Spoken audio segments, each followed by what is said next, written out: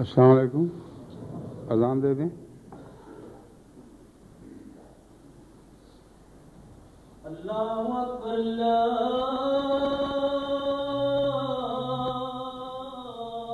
اکبر اللہ اکبر اللہ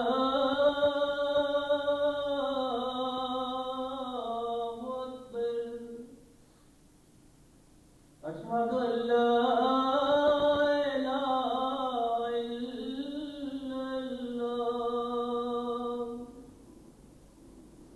أشهد أن لا إله إلا الله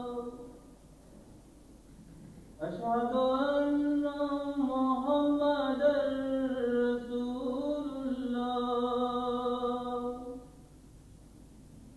أشهد أن محمدا رسول الله حي على الصلاة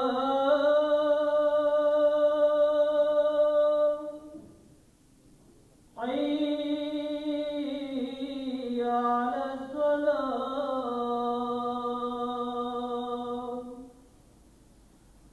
حي على الفلاح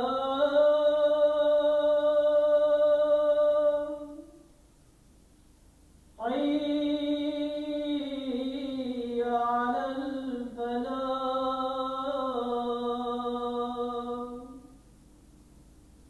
اللہ اکبر اللہ اکبر لا الہ الا اللہ.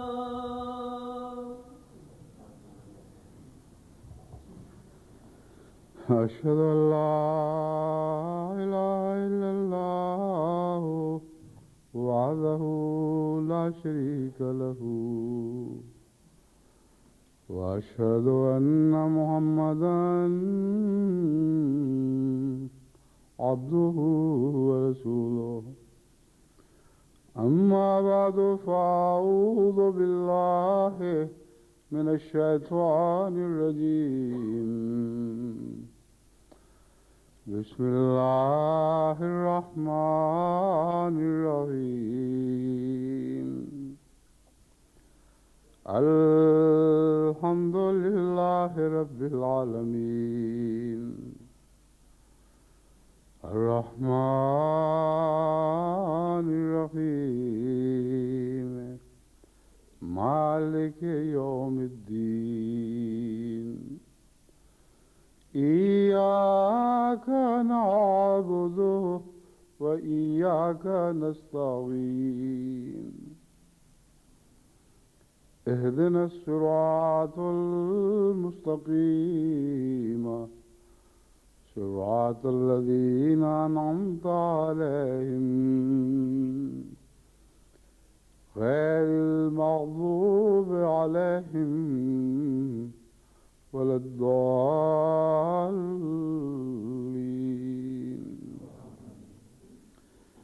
قل تعالوا واتل ما حرم ربكم عليكم ألا تشركوا به شيئا وبالوالدين إحسانا ولا تقتلوا أولادكم من إملاق نحن نرزقكم وإياهم ولا تقربوا الفواحش ما ظهر منها وما بطن ولا تقتلوا النفس التي حرم الله إلا بالحق ذلكم وصاكم به لعلكم تعقلون. سورہ انعام آیت 152. گزشتہ درس پہ حضرت اقدس مسیح موعود علیہ السلام کے ایک اقتباس کے تعلق میں، جس میں حضور اکرم حضرت مسیح موعود علیہ السلام نے حضرت صلی اللہ علیہ وسلم کی ایک حدیث بیان فرمائی تھی. میں نے یہ آیت پڑھی تھی اور اس کا تعلق جوڑ کر آپ سے یہ گزارش کی تھی کہ انشاءاللہ آئندہ خطبے کے موقع پر میں اس مضمون کو مزید کھولوں گا. دراصل اس آیت کا جو پہلا حصہ ہے وہ پیش نظر ہے، جس میں یہ فرمایا گیا ہے قُلْ تَعَالَوْا أَتْلُوا مَا حَرَّمَ رَبُّكُمْ عَلَيْكُمْ، تو کہہ دے کہ آؤ میں تمہیں پڑھ کے سناتا ہوں کہ تمہارے رب نے کیا حرام کر دیا ہے. اللہ تشرکوا بہ شیئا، کہ اس کا شریک نہیں ٹھہرانا، ہرگز کسی قیمت پر کسی قسم کا کوئی شریک خدا کا نہیں ٹھہراؤ گے. وبالوالدین احسانا، اور والدین پر احسان. اس سے پہلے اس آیت پر ایک خطبے کے دوران میں نے اس مضمون کو کھولا تھا کہ بظاہر تو یوں لگتا ہے جیسے احسان بھی حرام کر دیا گیا ہے اور نیا ایک فعل بیچ میں نہیں آیا اور یہ حکم دیا کہ تم احسان کرو. تو اس کے مختلف پہلو ہیں جن کے اوپر علماء بحث کر چکے ہیں. اکثر وہ اس حکم کو حذف مانتے ہیں اور کہتے ہیں مراد یہ ہے کہ شرک حرام اور والدین کی اطاعت اور ان کی فرما برداری، ان سے حسن سلوک، احسان یہاں مفعول بہ بن جائے گا، ان سے احسان کرنا فرض ہو گیا ہے. لیکن ایک اور پہلو سے اگر احسان کے لفظ کو وسیع معنوں میں دیکھا جائے تو اس کا اطلاق اللہ تعالیٰ کے ساتھ بھی اللہ تعالیٰ کی ذات پر بھی ہوتا ہے. اور حضرت صلی اللہ علیہ وآلہ وسلم نے ہمیں نمازوں میں احسان کرنے کی خصوصیت کے ساتھ تاکید فرمائی. پس والدین سے احسان اور معنوں میں ہوگا اور خدا تعالیٰ سے احسان اور معنوں میں، اور دونوں کا اصل بنیادی تعلق احسان ہی سے ہے، یعنی ایک احسان کے بدلے احسان کی کوشش کرنا. تو اس طرح اگر اس آیت کو بعین ہی ظاہری لفظوں میں دیکھا جائے تو یہ مطلب بنے گا تعالوا اتلوا ما حرم ربکم علیکم اللہ تشرکوا بہ شیئا وبالوالدین، تم پر حرام کر دی ہے اللہ نے کہ خدا کا شریک ٹھہراؤ یا دنیاوی تعلقات میں والدین کا شریک ٹھہراؤ. کیوں کرو ایسا؟ احساناً، احسان کے پیش نظر، کیونکہ اللہ کا بھی ایک ایسا احسان ہے تم پر جس میں کوئی کائنات میں اور شریک نہیں ہے، بلکہ ساری کائنات اس کے احسان کا ایک مظہر ہے. تم پر احسان کیا تو کائنات وجود میں آئی، تم پر احسان کرنا مقصود تھا تو کائنات کو پیدا کیا گیا. تو اتنے بڑے احسان کے بدلے اگر تم اس کے شریک ٹھہرانے لگو تو اس سے زیادہ بے حیائی اور ناشکری اور ممکن ہی نہیں ہے. اور تمہیں وجود کی خلق بخشی ماں باپ نے، ماں باپ نہ ہوں تو تمہاری دنیا وجود میں نہ آئے. تو یہ دونوں اقدار مشترک ہیں، مشترکہ اقدار ہیں خدا تعالیٰ کی تخلیق میں اور ماں باپ کے اپنے بچوں کو پیدا کرنے میں. یہ دونوں قدر مشترک ہیں. اور جو احسان فراموش ہیں وہ تو یہ بھی کہہ دیتے ہیں ہم نے کب خدا سے کہا تھا کہ ہمیں پیدا کرو، اور ماں باپ کے متعلق بھی کہتے ہیں اپنی خاطر کیا ہے، ہم پر مفت کا احسان، ہم نے کب کہا تھا پیدا کرو. اگر اپنی خاطر پیدا کیا تھا جو کچھ بھی کیا تو اس لوتھڑے کو سینے سے لگائے کیوں پھرے، کیوں اس کی تکلیفیں برداشت کی، کیوں ان کو پال پوس کر پیار سے اپنے جو چیزیں اپنے پر خرچ کر سکتے تھے اپنی ذات کی قربانی کی اور ان پر خرچ کی. بچپن سے کتنے نخرے برداشت کیے. یہ بات ثابت کرتی ہے کہ اپنی خاطر نہیں کیا، تمہاری خاطر ہی کیا ہے. اور احسان جو ہے وہ ان دونوں صورتوں میں بے مثل ہے. کسی اور رشتے میں وہ احسان دکھائی نہیں دیتا جو خدا کے احسان سے مشابہ ہو، جو ماں باپ اور بچے کے رشتے میں دکھائی دیتا ہے. بس یہ وہ مضمون ہے جس کو اگر آپ غور کریں اس پر تو بڑے عظیم مطالب اس سے نکلتے ہیں۔ بنیادی طور پر احسان فراموشی کو سب سے بڑا جرم قرار دیا گیا ہے۔ بنیادی طور پر احسان فراموشی کو کی تاکید فرمائی گئی یا احسان فراموشی کو حرام کر دیا، ایک ہی بات ہے۔ احسان فراموش ہونے کو حرام کر دیا، یہ میں بیان کرنا چاہتا ہوں۔ بس ان دونوں باتوں کا اس عبارت سے تعلق ہے جس کا جو میں نے پچھلی مرتبہ حضرت مسیح علیہ السلام کے الفاظ میں آپ کو پیش کی تھی، اور دراصل وہ ایک حدیث کے مضمون سے متعلق ہے۔ حضرت مسیح علیہ السلام فرماتے ہیں، حدیث شریف میں آیا ہے کہ دو آدمی بڑے بدقسمت ہیں، ایک وہ جس نے رمضان پایا پھر رمضان گزر گیا اور اس کے گناہ بخشے نہ گئے، اور دوسرا وہ جس نے والدین کو پایا اور والدین گزر گئے اور اس کے گناہ بخشے نہ گئے۔ ان دونوں میں قدر مشترک وہی ہے جو میں نے اس آیت کے حوالے سے بیان فرمائی ہے کہ احسان کو پیش نظر رکھتے ہوئے انسان جو کچھ بھی اپنے محبت اور خلوص کا اظہار کرتا ہے اس کو احسان کے بدلے احسان کے مشابہ تو قرار دیا جا سکتا ہے، مگر احسان کے بدلے وہ احسان چکایا نہیں جا سکتا۔ بس اس آیت کریمہ میں جس طرح میں ترجمہ کر رہا ہوں وہاں احساناً کا مطلب یہ ہوگا اللہ اور ماں باپ کے احسان کو پیش نظر رکھتے ہوئے، جو احسان تم پر ہے اس کو مد نظر رکھتے ہوئے یہ کام کرو، تم پر حرام کر دیا گیا ہے کہ اس احسان کو بھلا دو۔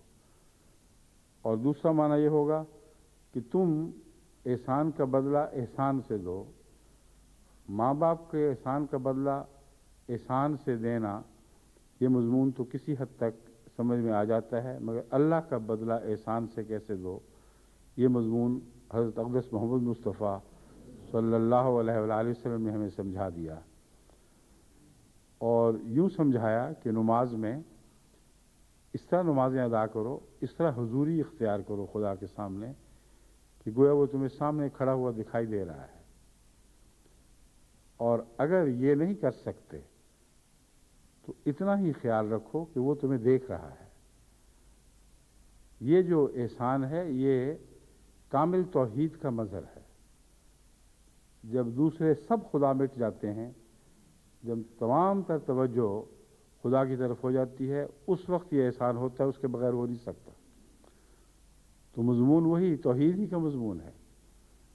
نماز کے دوران سوائے خدا کے کوئی چیز سامنے نہ رہے، اور جب کوئی بڑا آدمی سامنے کھڑا ہو جس کے حضور آپ پیش ہو رہے ہوں تو اس وقت در حقیقت دوسرے سب خیال مٹ جایا کرتے ہیں، صرف حضوری کا خیال ہے جو انسان پر قابض ہو جاتا ہے۔ بس شرک کے مضمون کی نفی اس احسان کے ذریعے فرمائے گی جو حضور اکرم صلی اللہ علیہ وآلہ وسلم نے نماز کے حوالے سے ہمارے سامنے کھولا۔ تو احسان کا مضمون ہے تو وہی، لیکن مختلف مواقع پر مختلف صورتوں میں چسپا ہوگا، اور موقع اور محل کے مطابق اس کے معنی کیے جائیں گے۔ بس یہ وہ دو باتیں ہیں جن کو پیش نظر رکھتے ہوئے اب آپ غور کریں اس حدیث پر کہ جس نے رمضان کا مہینہ پایا اور اس کے گناہ بخشے نہ گئے۔ اب یہاں جو گناہ بخشنے والا مضمون ہے اس کا تعلق ایک اور حدیث سے بھی ہے جس میں اس کی تشریح فرمائی گئی ہے۔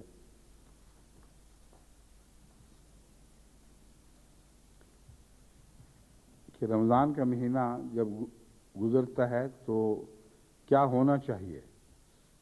یہ چونکہ پہلی حدیث بھی رمضان کے مہینے سے تعلق رکھتی ہے، یہ بھی رمضان کے مہینے سے خصوصیت سے تعلق رکھتی ہے۔ حضرت ابو ہریرہ رضی اللہ تعالیٰ عنہ بیان کرتے ہیں، اور یہ بخاری کتاب الصوم باب فضل من قام رمضان سے لی گئی ہے۔ حضرت ابو ہریرہ بیان کرتے ہیں کہ حضرت صلی اللہ علیہ وسلم نے فرمایا، جو شخص ایمان کے تقاضے اور احتساب کے ساتھ رمضان کی راتوں میں اٹھ کر نماز پڑھتا ہے اس کے سارے گناہ بخش دیے جاتے ہیں۔ اب یہاں لفظ احتساب استعمال ہوا ہے، اصل الفاظ یہ ہیں من قام رمضان ایمانا و احتسابا غفر له ما تقدم من ذنبہ۔ لفظ احتساب کا ترجمہ جہاں جہاں بھی میں نے دیکھا ہے ہر جگہ ثواب کی نیت سے کر دیا گیا ہے، اجر کی نیت سے کر دیا گیا ہے، جو اس موقع پر بالکل بے تعلق ترجمہ ہے۔ اجر کی نیت سے تو آدمی ہر چیز کرتا ہی ہے، اس میں کیا خلوص پایا جاتا ہے؟ آپ تو جہاں تک ممکن ہو انگلی بھی نہ ہلائیں اگر اجر کا کوئی مقصد نہ ہو۔ اب جب کان پہ خارج کرنے کے لیے بھی انگلی ہلاتے ہیں تو وہ اجر ہوتا ہے جس کی پیش نظر آپ یہ کام کرتے ہیں، ورنہ بیٹھے بیٹھے کیا ضرورت ہے حرکت کرنے کی؟ تو اجر تو ایک عام چیز ہے، اجر کی خاطر اگر ایسا کرو گے تو پھر تمہیں بخشا جائے گا، بالکل بے تعلق مضمون ہے۔ بس میں نے ڈکشنری کو غور سے دیکھا، مطالعہ کیا تو پتہ چلا کہ دھوکہ اس لیے لگا ہے کہ احتساب کے ساتھ اگر اجر کا لفظ آئے تو پھر ثواب کی خاطر مراد ہوتی ہے، اور اگر بغیر کسی لفظ کے احتساب آئے تو وہاں حساب کرنا، اکاؤنٹنگ اور شمار کرنا، اپنا ایک ایک چیز کا جائزہ لینا، یہ مراد ہوتی ہے۔ چنانچہ محتسب، شہر کے محتسب کا نام آپ نے سنا ہوا ہے، شعروں میں بہت ذکر آتا ہے، جو شخص لوگوں کے حساب کرتا پھرے کہ کوئی کیا کر رہا ہے۔ ایک انسان جو روزانہ اپنے کھاتے لے کر بیٹھتا ہے، حساب کرتا ہے کہ میں کیا پایا اور کیا کھویا، یہ سب لفظ احتساب کے تابع آتا ہے۔ بس جو چوٹی کی لغات ہیں وہ اس فرق کو نمایاں کرتی ہیں، کہتی ہیں احتساباً خالی جب اکیلا آئے تو اس سے مراد اول طور پر حساب کرنا ہے، کیونکہ لفظ احتساب حساب ہی سے نکلا ہوا ہے۔ بس حساب کرو، احتساب کا مطلب ہے اپنے اوپر حساب کو چسپاں کر کے خود اپنا تنقیدی جائزہ لو۔ اب اتنا عظیم الشان مضمون ترجمہ کرنے والوں نے کس طرح نظر سے اوجھل کر دیا جب بار بار یہ کہا گیا کہ ثواب کی خاطر۔ تو ثواب کی خاطر تو ہر چیز کرتے ہیں، کون سی چیز ہے جو ثواب کے بغیر کرتے ہوں؟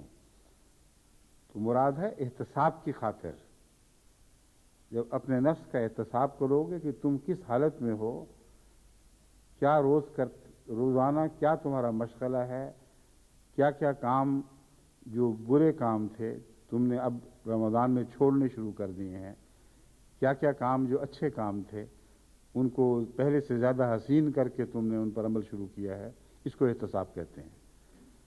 تو یہ مضمون بڑی خوبصورتی کے ساتھ بلکہ ایک نئی شان کے ساتھ آنکھوں کے سامنے ابھرتا ہے جب ہم احتساب کا صحیح ترجمہ کریں۔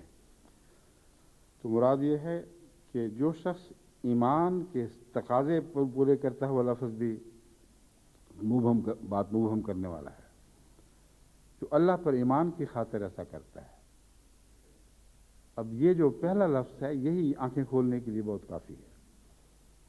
بہت سے لوگ روزے رکھتے ہیں تو رسماً روزے رکھتے ہیں، بہت سے لوگ روزے رکھتے ہیں لیکن پورا خدا پر ایمان نہیں ہوتا، جب بھی رمضان ختم ہو تو واپس انہی پہلی منفی حالتوں کی طرف لوٹ جاتے ہیں، اور خدا کے بغیر جو ان کی زندگی ہے وہ سر نو پھر شروع ہو جاتی ہے۔ ادھر رمضان ختم ہوا تو پرانی زندگی لوٹ آئی۔ یہ جو بات ہے بہت گہری بات ہے۔ آن حضرت صلی اللہ علیہ وآلہ وسلم کے الفاظ کو کبھی بھی ہلکی نظر سے نہ دیکھیں، بہت ہی گہرے مضامین لیے ہوئے ہوتے ہیں۔ تو پہلی بات یہ ہے ایماناً۔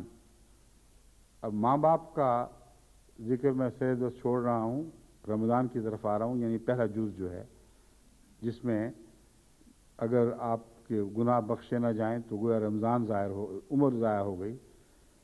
رمضان ضائع ہو گیا، یہ عمر ضائع ہو گئی، ایک ہی بات ہے۔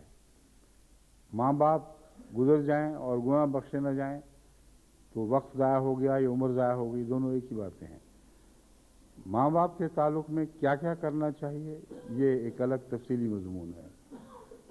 چونکہ رمضان میں بات ہو رہی ہے، رمضان کے حوالے سے بات ہو رہی ہے، اس لیے میں رمضان کے تعلق میں اس مضمون کو مزید کھولتا ہوں۔ ایماناً، یعنی اللہ پر ایمان ہے اس لیے روزے رکھ رہا ہوں۔ یہ ایک بہت ہی اہم مضمون ہے۔ سب سے پہلے اپنی نیتوں کو پرکھ کر دیکھیں اور غور کریں کہ واقعتاً اللہ پر ایمان کے نتیجے میں روزہ ہے تو ایمان کے تقاضے بھی پورے کرتے ہیں کہ نہیں۔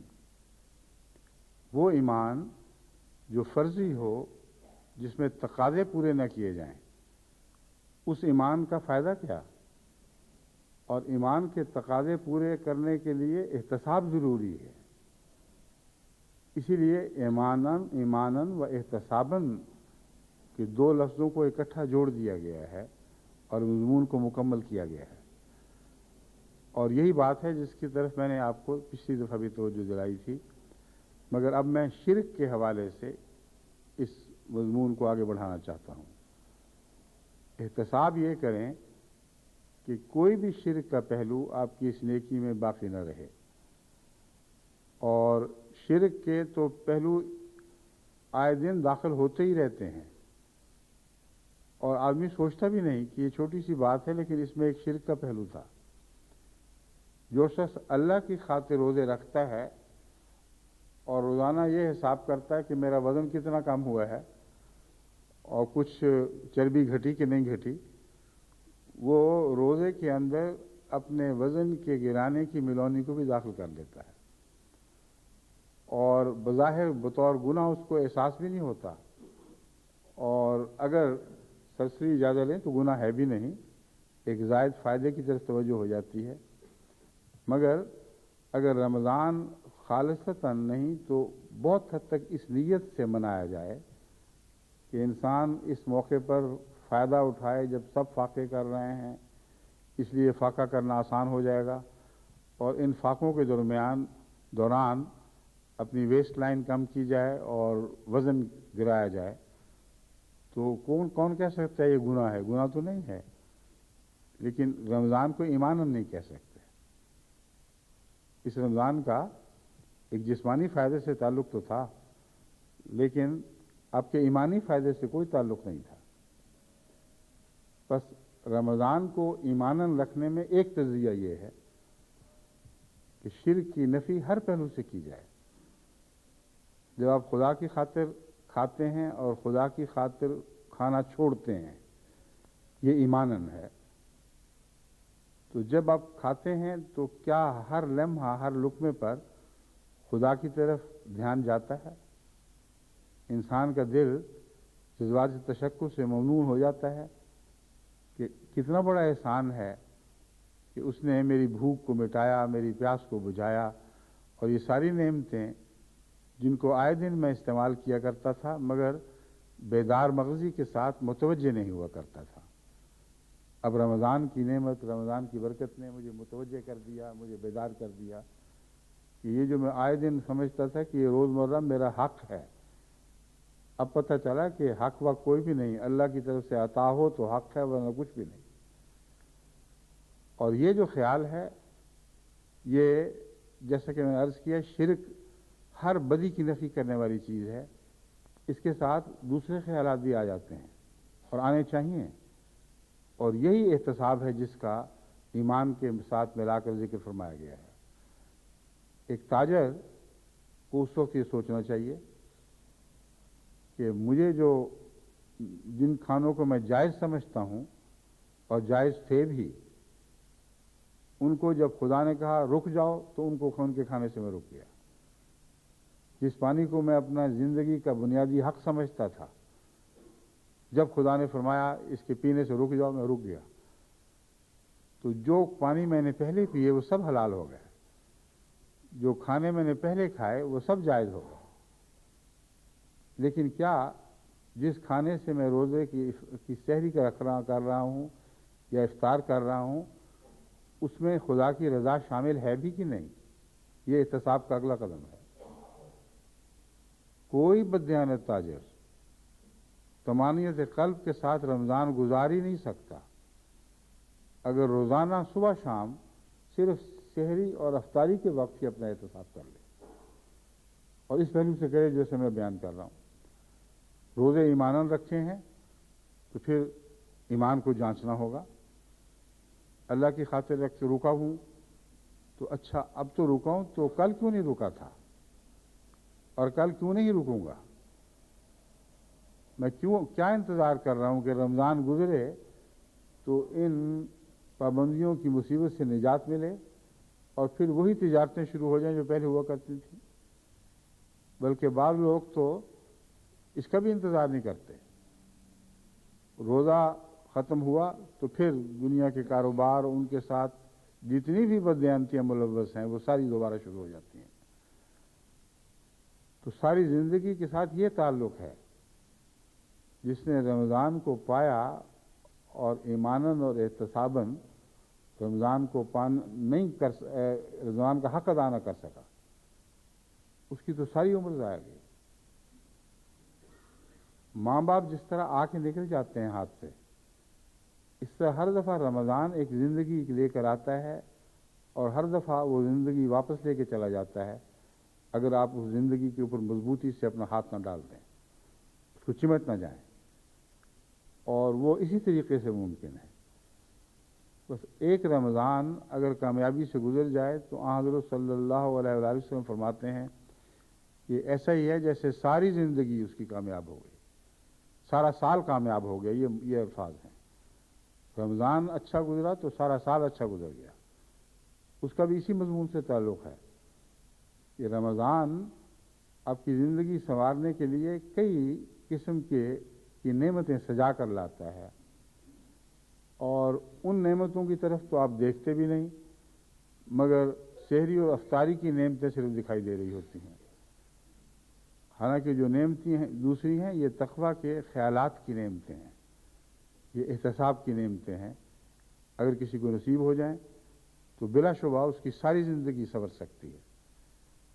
तो इस पहलू से आप अपने रमज़ान का जायज़ा लें और अपने गिरदो पेश भी नज़र रखते हुए अपने अहल व अयाल के रमज़ान का भी जायज़ा लेते रहें, अपने दोस्तों और अहबाब के रमज़ान का भी जायज़ा लेते रहें, और मनफी तनकीद की खातिर नहीं बल्कि मुस्बित रंग में, अच्छे रंग में उनको रमज़ान की फ़वाइद समझाने की खातिर उनके सामने ये बातें किया करें, और अपने घर में इन बातों पर गौर की आदत डालें। बच्चे जो हैं वो भी बाज़ दफ़ा बड़ा गहरा गौर करते हैं, और आप समझते हैं कि छोटे बच्चे हैं उनको क्या पता लगा, लेकिन फिल हकीकत वो बहुत गहरा गौर कर रहे होते हैं।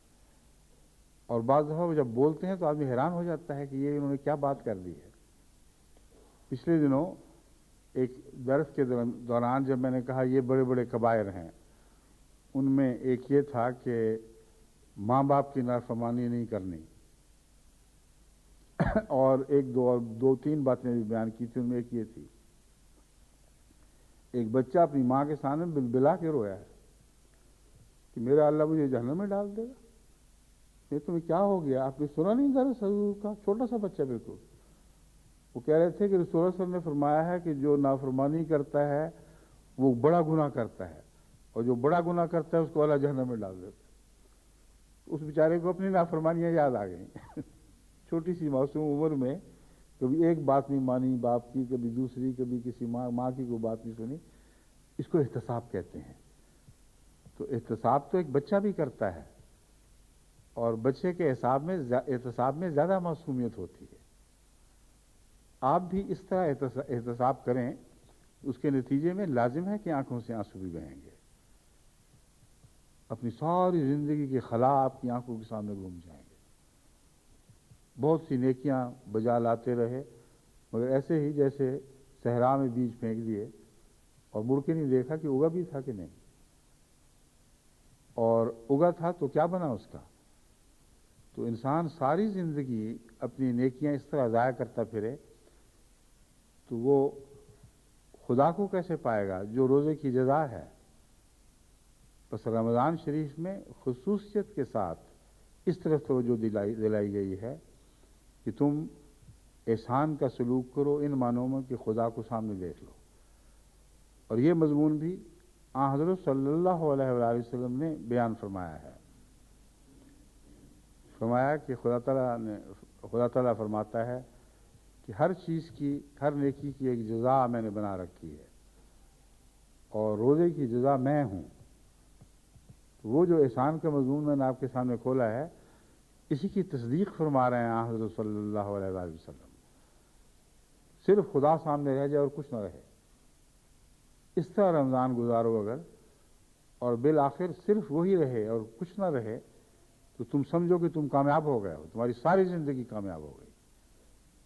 پھر جب خدا اپنے مواحد بندے کو ملتا ہے تو پھر ساری کائنات اس بندے کو مل جاتی ہے، کیونکہ خدا کا جو کچھ ہے وہ اس کا ہو جاتا ہے. بس ان احادیث میں کوئی مبالغے نہیں ہیں جو فرمایا جاتا ہے کہ تم یہ کرو تو تمہاری ساری زندگی سنور گئی. اس طرح سنورتی ہے، مگر جو زندگی سنور جاتی ہے پھر وہ دوبارہ بدزیب ہونے کے لیے آمادہ ہی نہیں ہوتی. یعنی اس زندگی میں صلاحیت ہی باقی نہیں رہتی کہ سنورنے کے بعد دوبارہ داغدار ہو. یہ مضمون بھی اس کے ساتھ وابستہ ہے. چنانچہ رمضان اچھا گزر گیا تو سال اچھا گزر جائے گا. اس میں یہی اشارہ ہے دراصل کہ رمضان میں جو تم نے نیکیاں حاصل کی ہیں، جن بدیوں سے نجات حاصل کی ہے، وہ متقاضی ہیں اگر وہ مخلصانہ تھیں، کہ تمہارا سارا سال ان باتوں میں بالکل اسی طرح صاف ستھرا رہے. لوگ یہ مضمون تو سوچتے نہیں، اجر کی طرف مائل رہتے ہیں، اور ہر دفعہ احتساب کا معنی بھی اجر، اور دوسری باتوں میں بھی اجر کی طرف دماغ ایسا اٹکا رہتا ہے کہ وہ سمجھتے ہیں کہ یہاں ایک مہینہ چند دن کی نیکیاں کر لو تو سارا سال اجر کھاتے رہو گے، اور پھر جتنی بدیاں کرنی ہیں شوق سے کرو، رمضان کا اجر کافی ہوگا کہ تمہیں ان بدیوں کا نقصان نہ پہنچنے دے، مزے کرو. پھر یہ بے تعلق بات ہے، اس کا حضرت صلی اللہ علیہ وآلہ وسلم کی حکمت کاملہ سے کوئی بھی تعلق نہیں. حضور صلی اللہ علیہ وآلہ وسلم تو اللہ کے نور سے دیکھنے والے وجود ہیں، اور جو خدا کے نور سے دیکھتا ہے وہ حکمت سے آری بات کیسے کر سکتا ہے. بس حضور اکرم صلی اللہ علیہ وآلہ وسلم رمضان کے تعلق میں جب فرماتے ہیں کہ رمضان اچھا گزر گیا تو سال گزر گیا، یہی مضمون جب لیلۃ القدر کے حوالے سے آپ کے سامنے آئے گا تو پتہ چلے گا کہ پھر ایک رمضان کی ایک سال کی بات نہیں رہے گی. وہ رات اچھی گزر گئی تو ساری زندگی اچھی گزر گئی. تو جہاں رمضان کا ایک مہینہ ایک سال پر اپنی نیکیوں اور خوبیوں کے لحاظ سے پھیل جاتا ہے، وہاں لیلۃ القدر کی ایک رات ساری زندگی پر اپنے نور کے ساتھ پھیل جاتی ہے. وہ صبح طلوع ہوتی ہے جو پھر موت کے ساتھ ہی ختم ہوتی ہے، بیچ میں کبھی کوئی اور رات نہیں آتی. یہ وہ مضامین ہیں جو رمضان کے تعلق میں آپ کو گہری نظر سے دیکھنے چاہیے، اور روزمرہ کی زندگی میں ان کو پیش نظر رکھتے ہوئے ان سے استفادہ کرنا چاہیے. اور طریقہ کار کیا کیا ہیں احتساب کے؟ حضرت صلی اللہ علیہ وسلم نے فرمایا جو ایمان کے تقاضے پورے کرتے ہوئے احتساب کی نیت سے رمضان کی راتوں میں اٹھ کر نمازیں پڑھتا ہے. بس راتوں کو اٹھنا عبادت کی خاطر، اور عبادت اس لیے کرنا کہ اپنا احتساب کریں، یہ وہ مضمون ہے جس کو حضور اکرم صلی اللہ علیہ وسلم نے کھولا ہے، اور اس کے نتیجے میں استغفار بخشش ہوتی ہے. یعنی کہ اجر کی خاطر کرو تو بخشے جاؤ گے، اس طرح رمضان گزارو تو پھر بخشش ہوگی. اور اس بخشش کا مرتبہ اور مقام کیا ہے، اس کو بیان کرتے ہوئے نسائی کتاب میں حضرت عبد الرحمن بن عوف کی یہ روایت ہے کہ جو شخص رمضان کے مہینے میں حالت ایمان میں احتساب کرتے ہوئے روزے رکھتا ہے اور اخلاص کی خاطر اخلاص کے ساتھ عبادت کرتا ہے، وہ اپنے گناہوں سے اس طرح پاک ہو جاتا ہے جیسے اس روز تھا جب اس کی ماں نے اسے جنم دیا. یعنی پیدائش کے وقت جس طرح وہ گناہ کے داغوں سے بالکل معصوم اور پاک ہوتا ہے، گویا ایک نئی روحانی پیدائش اس کو نصیب ہوتی ہے جس میں کوئی بھی پرانا داغ باقی نہیں رہتا۔ تو ہر سال پیدا ہو کر پھر کیا ہر سال مرنا ہی آپ نے اپنا مقدر بنانا ہے؟ جب ایک دفعہ پیدا ہو گئے یعنی دوبارہ روحانی دنیا میں، اس معصومیت کو برقرار رکھنا ایک بڑا اہم تقاضا ہے۔ اور راتوں کو اٹھ کے جو احتساب کیا جاتا ہے وہ اس پہلو سے احتساب کیا جاتا ہے۔ اس کے طریقہ کار میں غالباً پہلے بعض حوالوں میں یعنی بعض خطبات میں بیان کر چکا ہوں، لیکن آج خصوصیت کے ساتھ آپ کے سامنے رات کی نمازوں کا طریق بیان کرتا ہوں، کیسے پڑھی جانی چاہیے۔ احتساب کے لیے تو باقی سارا قرآن کریم تو ہے ہی، مگر ایک سورہ فاتحہ ہی کافی ہے۔ سارے قرآن کریم کے مضامین کی کنجیاں سورہ فاتحہ میں ہیں، اسی لیے اس کا نام فاتحہ بھی ہے، یعنی کھولنے والی۔ وہ کتاب جس کے اندر ہر نیکی کی کنجی، ہر معرفت کی کنجی ہے، اور سارے قرآن کی کنجی اس میں ہے۔ بس اس پہلو سے اگر آپ سورہ فاتحہ ہی کو اس رمضان میں اپنا مطمع نظر بنا لیں اور سورہ فاتحہ پر غور کرتے کرتے اپنی راتیں گزاریں تو بہت ہی کامل عبادت ہے، اور کوئی پہلو بھی آپ کی ضرورت کا باقی نہیں رہے گا جو سورہ فاتحہ کے حوالے سے پورا نہ ہو جائے۔ ناممکن ہے کہ اس سے آپ کو رمضان کے اعلیٰ مقاصد حاصل نہ ہوں، اور اس طرح غور کرتے ہوئے اگر آپ رمضان گزاریں گے تو واقعتاً وہ عید جو بعد میں آنے والی ہے وہ آپ کی پیدائش کی عید بن جائے گی۔ ایک نئی روحانی پیدائش ہوئی ہے، جس طرح اس پر خوشیاں منائی جاتی ہیں، گویا عید ہر اس مومن کی پیدائش کی عید بن جاتی ہے جو رمضان مبارک میں روحانی طور پر دوبارہ پیدا ہوتا ہے۔ سورہ فاتحہ میں سب سے پہلے تو خدا تعالیٰ کی صفات ہیں، اور اکثر انسان کیونکہ روز پڑھتے ہیں اس لیے روز ایک غفلت کی نظر کے ساتھ گزرنا شروع کر دیتے ہیں۔ وہ سمجھتے ہیں یہ 4 صفات تو ہم نے پڑھی ہوئی ہیں، بار بار پڑھتے ہیں، کیا ضرورت ہے ٹھہرنے کی؟ الحمدللہ رب العالمین الرحمن الرحیم مالک یوم الدین۔ اگر ٹھہرتے ہیں تو ایاک نعبدو کے بعد ایاک نستعین پہ ٹھہرتے ہیں، بس کہ تجھ سے ہی مدد مانگیں گے، اور مدد مانگ کے پھر آگے صراط الذین انعمت علیہم پر بھی غور کی ضرورت نہیں کہ جس رستے کے لیے مدد مانگی ہے اس کے تقاضے کیا ہیں۔ تو در حقیقت سارا قرآن رمضان کی خاطر اترا ہے، اور سارے قرآن کے مضامین رمضان پر اطلاق پاتے ہیں، اور سورہ فاتحہ سارا قرآن ہے۔ یہ وہ مضمون ہے جو میں آپ کے سامنے کھول کے آپ کو اس سے استفادے کی نصیحت کرتا ہوں اور طریق سکھاتا ہوں۔ سورہ فاتحہ آپ کی جان بن جائے، سورہ فاتحہ آپ کے ذہن پر چھا جائے، آپ کے اعمال میں جاری ہو جائے تو دنیا و مافیہ سب کچھ میسر آ گیا۔ اور قرآن کے مطالب بھی سورہ فاتحہ پر غور کرنے اور اس کی محبت کے نتیجے میں عطا ہوتے ہیں۔ امر واقعہ یہ ہے کہ کبھی بھی کسی کو سورہ قرآن کے مطالب نصیب نہیں ہو سکتے جسے سورہ فاتحہ سے محبت نہ ہو اور جو سورہ فاتحہ کو غور کرتے ہوئے نہ پڑھے۔ اور یہ بھی ایک چابی ہے ایسا پاک ہونے کی جس کے نتیجے میں اللہ تعالیٰ قرآن کا عرفان نصیب کرے۔ تو پہلے تو الحمدللہ رب العالمین کا مضمون ہے۔ روزے کے ساتھ تو ربوبیت کا خاص تعلق ہے۔ سب تعریف اس ذات کی ہے جو رب العالمین ہے۔ اور رب العالمین کے مضمون پر آپ جتنا غور کریں یہ ایک ایسا مضمون ہے ہی نہیں جو ایک نماز یا ایک رات کی نمازوں یا ساری زندگی کی نمازوں میں بھی حل ہو سکے اور اپنے اختتام کو پہنچ سکے۔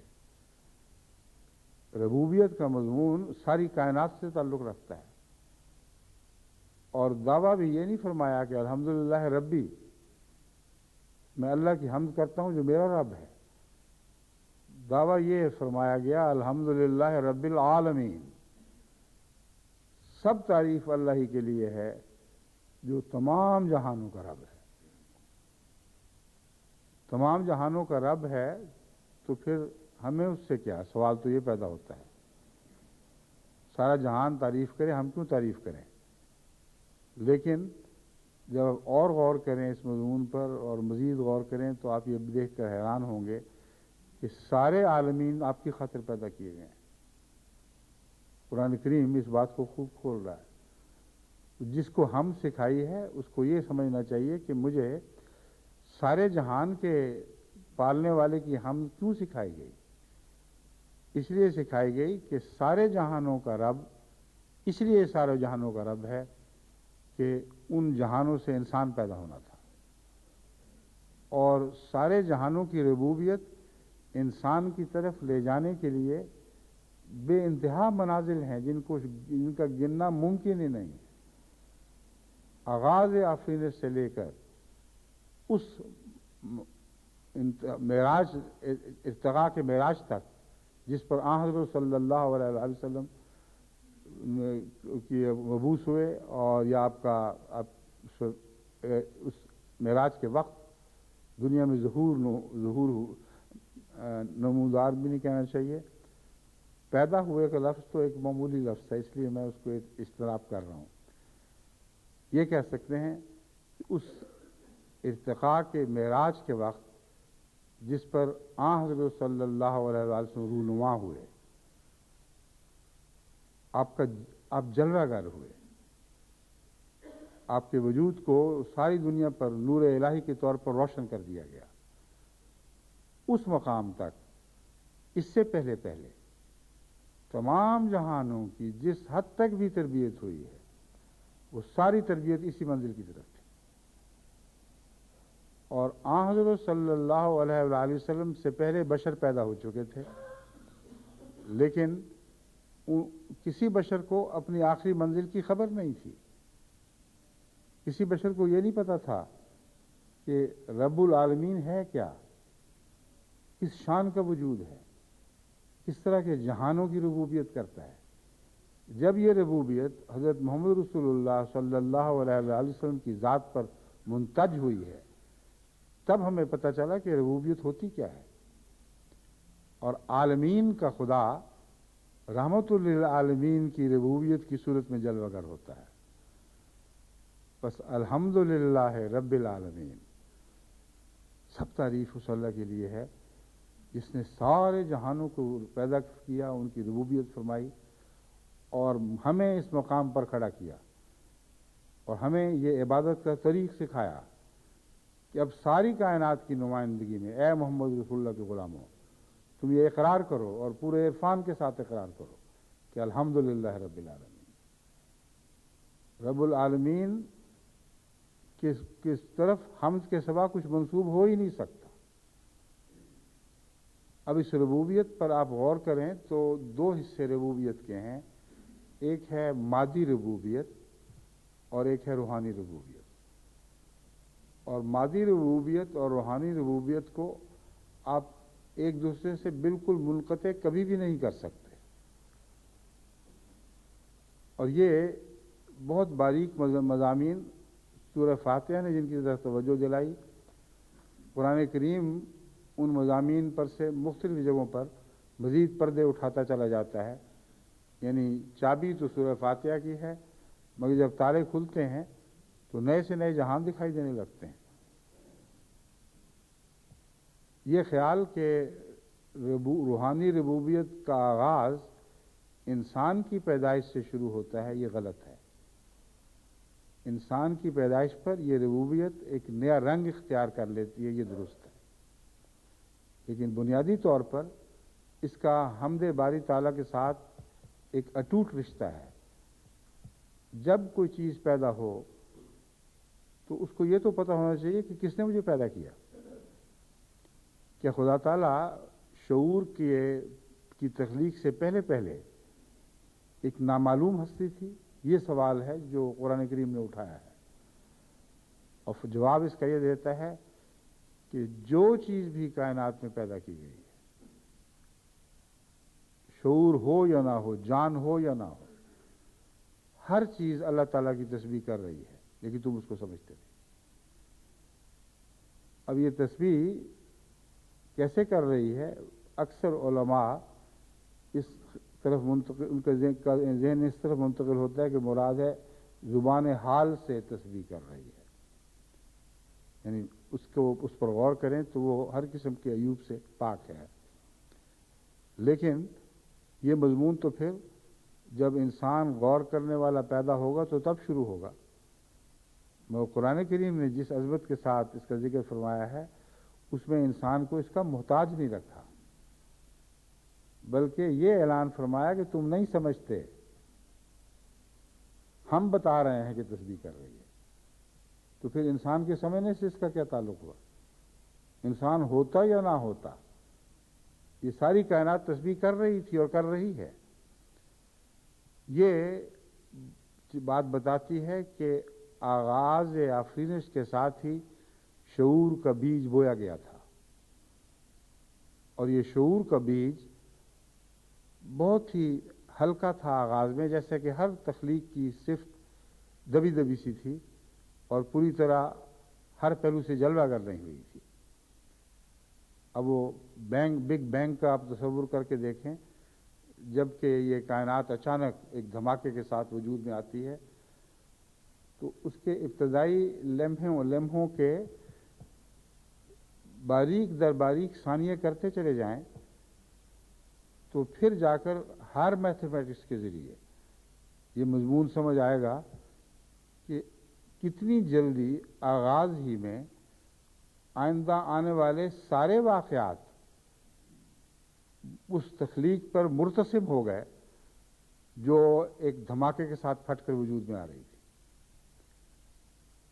اب اللہ تعالیٰ جزا دے ان میتھمیٹیشنز کو، جن میں ہمارے پروفیسر ڈاکٹر عبدالسلام مرحوم بھی تھے، جنہوں نے ہر میتھمیٹکس کے ذریعے یہ باتیں معلوم کی۔ اور ایک دفعہ مجھے یاد ہے ڈاکٹر عبدالسلام صاحب سے اس گفتگو کے دوران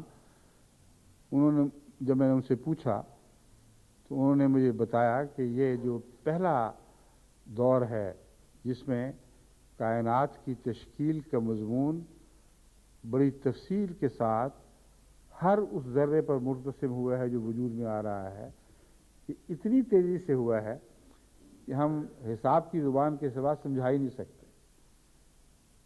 یعنی 1 سیکنڈ یا 2 سیکنڈ کی بات نہیں ہے، 1 سیکنڈ کے اتنے لاکھویں کروڑویں حصے میں یہ بات شروع ہو گئی ہے اور تیزی سے پایہ تکمیل کو پہنچی ہے کہ اس کا حساب رکھنا ممکن نہیں۔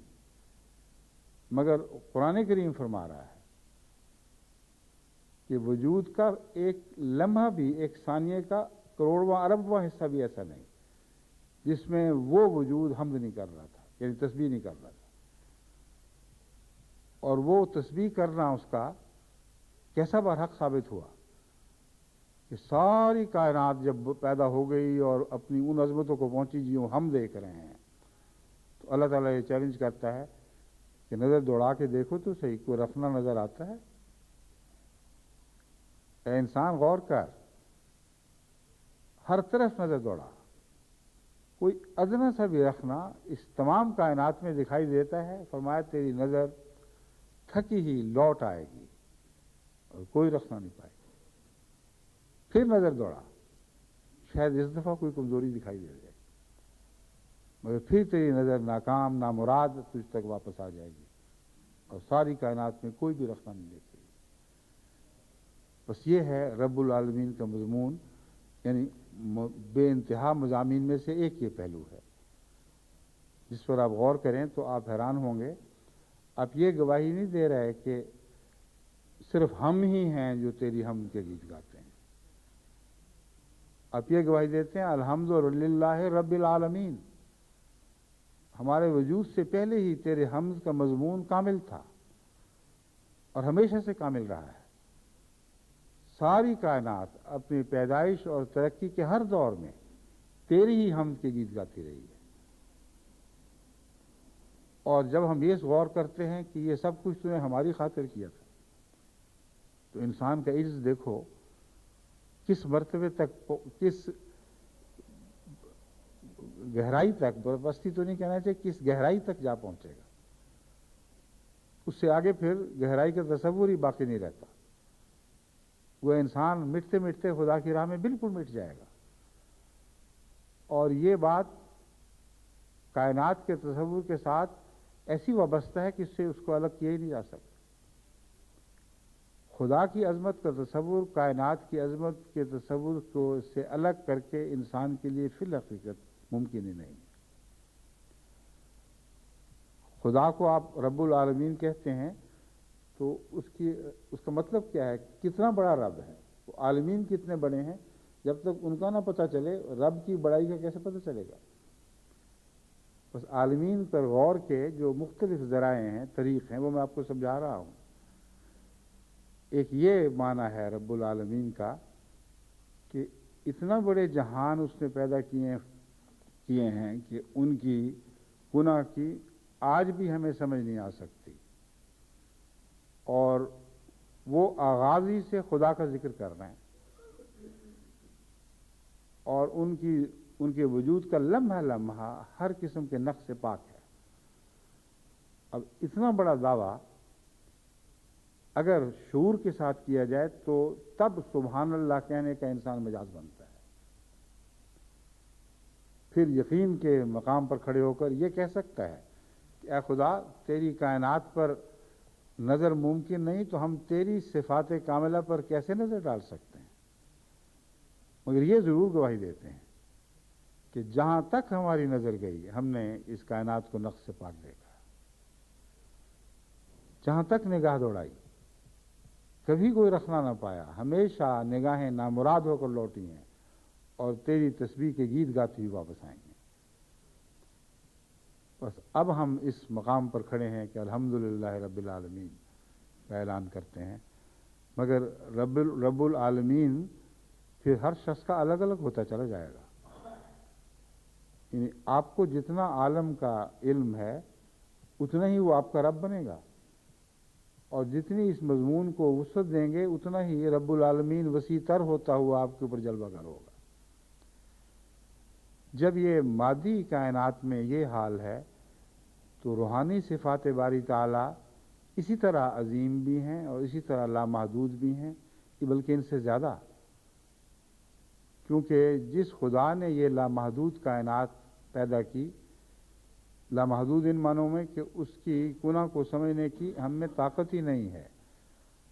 جتنی طاقت ہے جہاں تک پہنچتے ہیں آگے کچھ اور دکھائی دیتا ہے اور ہم تھک کے واپس آ چکے ہوتے ہیں اور اس کی معرفت کو پا نہیں سکتے. یہ لامحدودیت ہے جو انسان کے نقطۂ نظر سے ہے. جہاں تک چاہے چلا جائے، جہاں تک چاہے غور کرتا چلا جائے، وہ کسی غور کو اپنی ایسی انتہا تک نہیں پہنچا سکتا کہ آگے دیوار کھڑی ہو کہ اب میں آگے نہیں جا سکتا. کھلے رستوں میں کھلی دیواریں ہیں، یعنی کھلی دیواریں انسان کی بے اختیاری کی دیواریں ہیں. رستے کھلے ہیں، آؤ اور میری جستجو کرو، آؤ اور تلاش کرو کہ کہاں مجھ میں کوئی رکھنا باقی ہے، اور دوڑتے چلے جاؤ. ساری زندگی کا سفر، ساری نسلوں کا سفر، ساری کائنات کا سفر ہے جو تم پر منتج ہوا ہے. یہ بھی تو غور کرو. جب کہا جاتا ہے ایک انسانی زندگی کا سفر تو مراد یہ نہیں ہے کہ چند سال کا. انسان تو کائنات کے سفر کے آخر پر کھڑا ہے. وہ آخری لوگ جو منزل کے قریب تر پہنچے ہیں، جیسے دوڑ ہو رہی ہو میراتھن، تو بے شمار لوگ بہت پیچھے رہ جاتے ہیں، اور کچھ ہیں جو سب سے آگے جاتے ہوتے ہیں. جو سب سے آگے ہیں انہوں نے وہ سارے رستے دیکھے ہوئے ہیں جو پچھلے لوگوں نے ابھی کچھ دیکھے اور کچھ دیکھنے ہیں. تو الحمدللہ رب العالمین کا دعویٰ جو ہے وہ یہ منظر پیش کر رہا ہے. خدا تعالیٰ فرماتا ہے ساری کائنات تسبیح کرتے ہوئے ہی یہاں تک آئی ہے، جہاں سے تم نے یہ ڈنڈا اٹھا اپنے ہاتھ میں تھاما ہے، یہ نشان اپنے ہاتھ میں تھاما ہے اور آگے بڑھ رہے ہو. بس تسبیح کا مضمون حمد میں جو داخل ہوا ہے، یہاں تسبیح کے بجائے حمد کا لفظ استعمال ہوا ہے. یہ وہ پہلو ہے جسے خصوصیت کے ساتھ اگر آپ سمجھ لیں تو دراصل تسبیح اور حمد میں فرق تو کوئی ایسا نہیں کہ جب تک تسبیح ختم نہ ہو حمد شروع نہیں ہوتی. یہ دراصل مضمون ساتھ ساتھ چلتے ہیں، مگر اب چونکہ وقت ہو رہا ہے، ختم ہو رہا ہے، اس لیے میں انشاءاللہ آئندہ خطبے میں اس مضمون کو آگے بڑھاؤں گا کہ خدا تعالیٰ نے جب یہ فرمایا الحمدللہ رب العالمین، تو یہ ساری باتیں سوچنے کے بعد ایک یقینی نتیجہ تو انسان لازماً نکالے گا کہ میں اس ساری کائنات کا، اس 20 ملین سفر کا علمبردار ہوں اور اس کے نتائج کا علمبردار ہوں، ان کے نتائج کا علمبردار ہوں. یہ جھنڈا جو ربوبیت کی حمد کا میں نے ہاتھوں میں تھاما ہوا ہے، یہ بے وجہ نہیں ہے. اس کے پیچھے 20 بلین سال کی گواہیاں کھڑی ہیں، اور آغاز سے لے کر اب تک وہ گواہی ہمیشہ ایک ہی آواز بلند کرتی رہی ہے کہ اللہ ہر برائی سے پاک ہے، ہر کمزوری سے پاک ہے. بس اس پہلو سے میں اب اس مقام پر پہنچا ہوں کہ اللہ تعالیٰ کے فضلوں کے ساتھ اس کی رحمانیت کی جلوہ گری سے، جس کا ذکر آگے آنے والا ہے، میں اب حمد کے گیت گانے کا اہل بنا دیا گیا ہوں. اور حمد کا گیت کس نے سکھایا؟ حضرت محمد مصطفیٰ صلی اللہ علیہ وآلہ وسلم نے. الحمد کے لفظ کے اندر وہ بات پہلے ہی داخل فرما دی گئی تھی جس کی طرف توجہ نہیں گئی کسی کی، یہ بعض دفعہ نہیں جاتی کہ رب العالمین کا مضمون حمد کے ساتھ وابستہ ہے، مگر حمد سیکھو گے کس سے؟ تم تو جاہل مطلق ہو، تمہیں وہ فضیلت بظاہر بخشی گئی ہے کہ تم سب کائنات کے سفر میں سب سے آگے کھڑے ہو، لیکن جس نے اس مضمون کو سمجھا اور جس نے اس مضمون کو ہر پہلو کے ساتھ اللہ تعالیٰ کے فضل کے تابع معراج تک پہنچا ہے، وہ تو محمد رسول اللہ صلی اللہ علیہ وسلم ہے. بس حمد میں جو ہے میم دال کا مضمون ہے، وہی مضمون ہے جو محمد میں بھی ہے اور احمد میں بھی ہے. اور اس تعلق سے پھر جب سورہ فاتحہ میں پھر آپ غور کرتے ہیں تو تسبیح کا مضمون حمد میں داخل ہو جائے گا. اور حمد بھی وہ جس کے گیت حضرت محمد رسول اللہ صلی اللہ علیہ وآلہ وسلم نے گائے. اور اب اس پر غور کرنے کے لیے آپ کو کتنے سال کی عبادت درکار ہے، اس کا آپ اندازہ کر سکتے ہیں. اس لیے بہت ہی بچگانہ خیال ہے کہ نماز میں بار بار وہی بات دہرائی جا رہی ہے، ہم کیوں نہ بور ہو جائیں. جنہوں نے بور ہونا ہے وہ اپنے اندھے ہونے کی وجہ سے بور ہوتے ہیں. جن کو نظر آتا ہے ان کے سامنے سورہ فاتحہ کے مضامین لامتناہی ہوتے ہیں، کبھی ختم ہو ہی نہیں سکتے. اس پہلو سے جب آپ رمضان گزاریں گے تو یہ زندگی کیا، آپ آئندہ آنے والی جتنی بھی زندگیاں پا سکتے ہیں ان سب کے راز پا جائیں گے، اور وہ ساری زندگیاں آپ کی ہم سے بھر جائیں گی. تب موت اللہ کا فضل بن کے آئے گی تاکہ محنت کا دور جو لامتناہی ہونا چاہیے تھا اس کو کاٹ دے اور اجر کا دور شروع ہو جائے. مگر اجر کا دور اس لیے نہیں کہ آپ احتساب اجر کے معنوں میں کر رہے ہیں. اجر کا دور اس پہلو سے کہ اپنے احتساب اپنے نفس کی کمزوریوں کی جانچ کرنے کی خاطر، ان کی جستجو کی خاطر کیا تھا.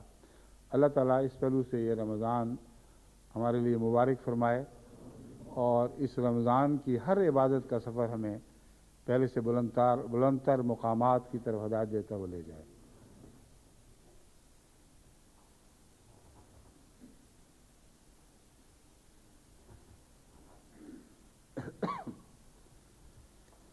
الحمد لله نحمده ونستعينه ونستغفره ونؤمن به ونتوكل عليه ونعوذ بالله من شرور أنفسنا ومن سيئات أعمالنا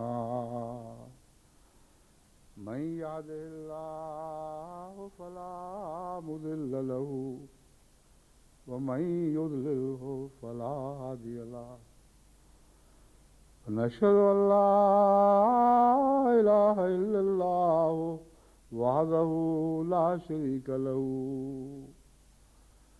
ونشهد أن محمدا عبده ورسوله عباد الله رحمكم الله